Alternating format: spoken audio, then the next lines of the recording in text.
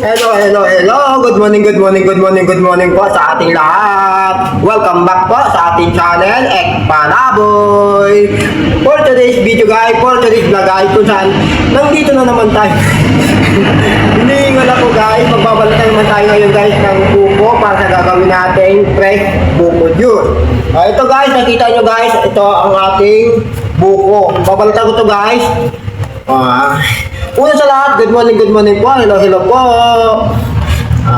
Ganito lang guys.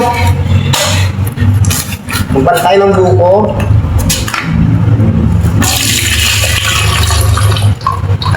Ayan po. Bali guys, ano pa lang. Alas 4 sakto ng umaga. Ginagawa ko to para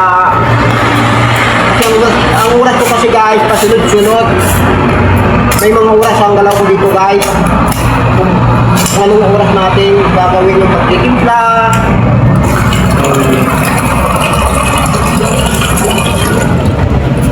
So guys, panoorin nyo ako guys kung paano natin ako magbalat.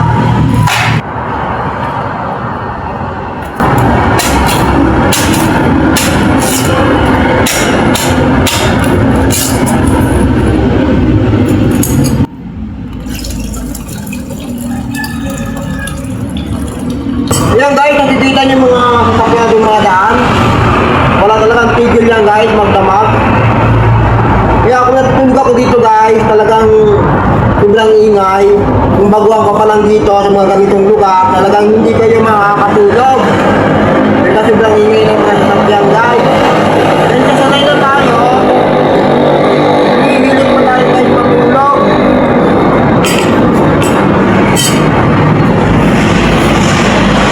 Dito lang guys mga kailangan guys ang pangbuko juice gagamitin, hindi siya matigas. Talagang malapit talaga siya sa malauhog.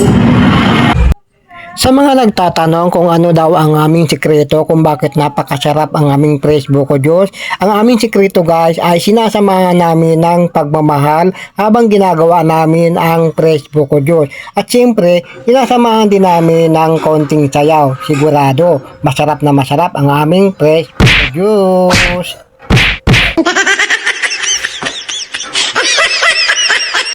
Hindi lang fresh buko juice ang aming tinda guys. Siyempre, sinamahan din namin ng egg sandwich at nilagang itlog para dagdag kita din dito sa aming pwesto. Ayan guys. At nandito ang ating pangmalakasang fresh buko juice. Ayan guys, 15 pesos lang ang aming buko at buko juice. May pangalan guys. Nandito ang ating pangmalakasang fresh buko juice. Ayan guys, napakasarap niyan. Binabalik-balikan ng ating mga customer. Habang nagbibideo ako dito guys, ay medyo makaway-kaway dun sa kabila. Sabi daw nila, ay deliveran ko na daw sila ng kanilang merienda. Ayun sila guys, Big Bird. Ayan guys, at dali-dali tayong nagtimpla ng gatas at inihanda na para sa kanila ay dalhin. At dahil nga po order nila ito, shout out sa inyo sa mga taga Big Bird, mga Bicolano boys, shout out sa inyo dyan. Dala ng ito guys, salamat sa pagsama nyo sa akin at sana nagustuhan nyo. Please like, share, and subscribe and click notification button para updated kayo sa mga susunod ko pa mga video. Marami pong salamat sa inyo. Bye bye!